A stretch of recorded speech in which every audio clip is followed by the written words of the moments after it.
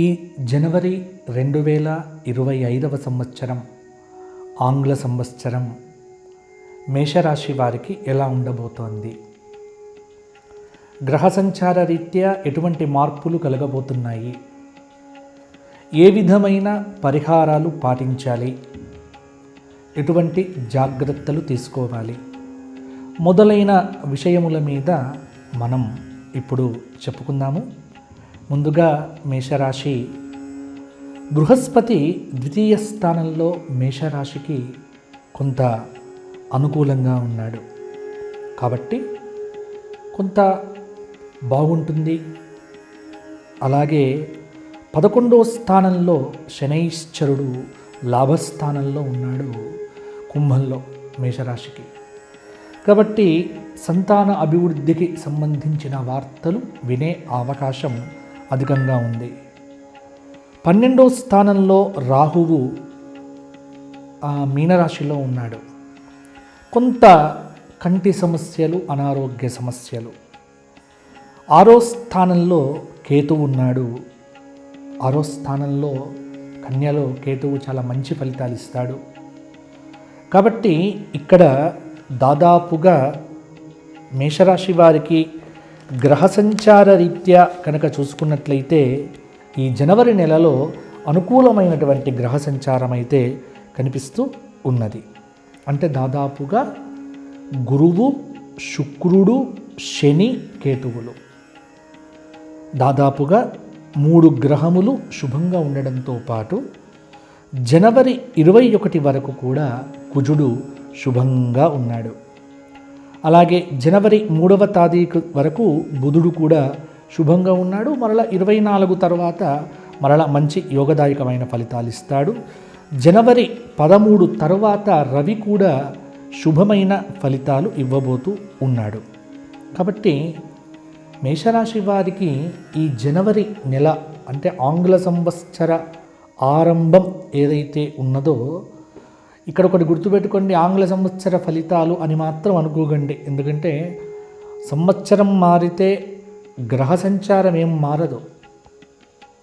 కొంత ఉగాది తర్వాతనే మనకు గ్రహ సంచారం మారుతుంది. కాబట్టి మనము సాధారణంగా ఈ జనవరి నెల ఆరంభం ఎలా ఉంది మేషరాశి వారికి అన్నదే ఇక్కడ ప్రధానంగా చెప్పుకుందాము.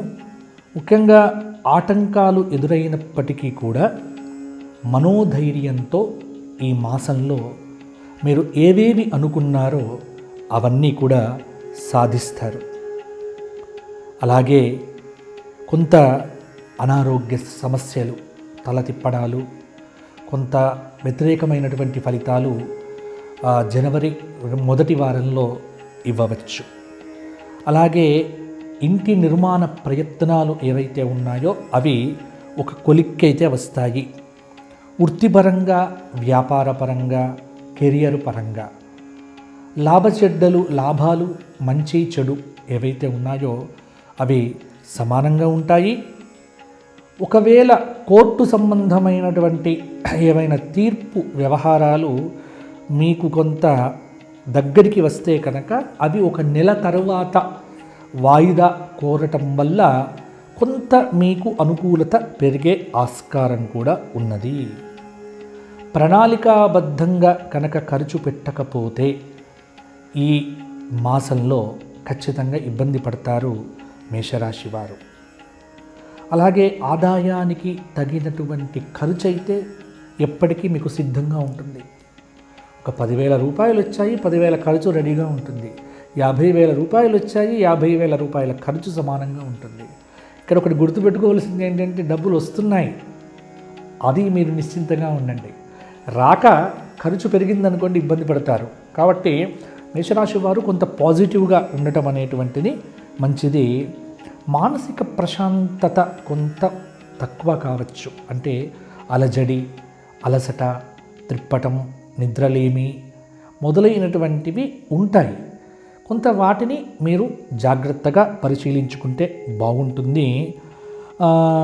ఒకటేంటంటే మేషరాశి వారికి ఈ మాసంలో కూడా గురుబలం అనేది ఏదైతే ఉందో అది చాలా వరకు సహకరిస్తూ ఉన్నది. శుభయోగాలైతే చాలా వరకు మీకు కలగబోతూ ఉన్నాయి. ముఖ్యమైనటువంటి నిర్ణయాలు తీసుకున్నప్పుడు నలుగురితో కలిసి చర్చించి నిర్ణయాలు తీసుకోవటం వల్ల ఉత్తమమైనటువంటి ఫలితాలైతే ఉంటాయి. కెరియర్ పరంగా, వృత్తిపరంగా కూడా కొంత దృష్టి అవసరం. అంటే ఏది మంచి ఏది చెడు అనే ఆలోచన విధానం మీకు తప్పకుండా ఉంటే బాగుంటుంది.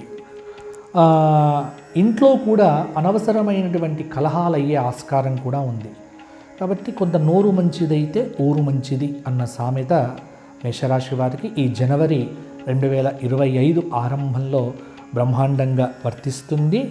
మిత భాషణం అంటే మితంగా మాట్లాడటము చాలా వరకు కూడా మీకు మంచి ఫలితాలను ఇవ్వవచ్చు. కాబట్టి కొంత తక్కువ మాట్లాడటం వల్లనే కొన్ని ఫలితాలు మీకు అనుకూలంగా ఉంటాయి. కీలకమైనటువంటి సమయం వచ్చినప్పుడు అనుకూలత పెరుగుతుంది.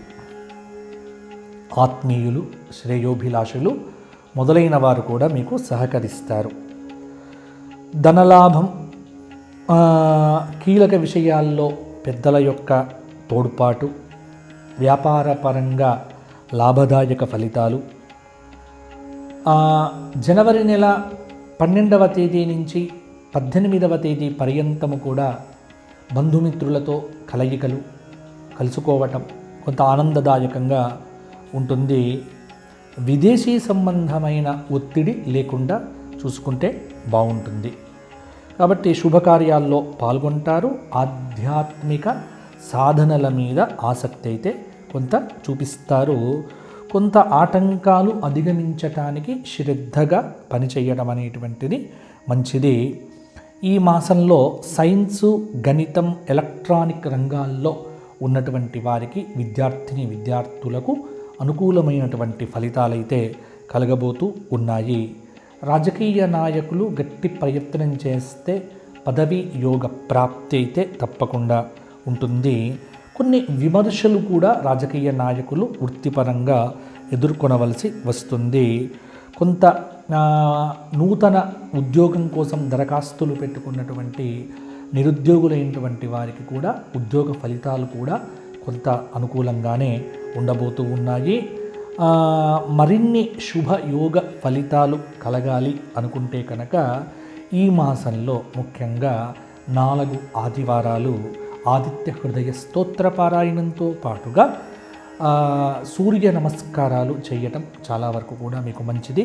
ప్రాణాయామం, మెడిటేషన్, ధ్యానయోగ ఏవైనా సరే కొంత మానసిక ప్రశాంతత కోసం వీటిని అనుసరించడం వల్ల మేషరాశి వారికి బాగుంటుంది. రవి, కుజ, బుధ ఈ 3 గ్రహములకు సంబంధించినటువంటి ధ్యాన శ్లోకాదులు ప్రతిరోజు పారాయణం చేయండి. పౌర్ణమి రోజున, అష్టమి రోజున లలిత సహస్రనామ స్తోత్ర పారాయణాలు కూడా పెట్టుకోవటం వల్ల కూడా కొంత అనుకూలమైన ఫలితాలు మేషరాశి వారికి కలుగుతాయి. అదృష్టయోగం 82% ఉంది. లక్ష్య సాధనకు కొంత అనుకూలమైనటువంటి కాలము. కొంత శుభకార్యములు కూడా ఈ సంవత్సరంలో తప్పకుండా సిద్ధిస్తాయి.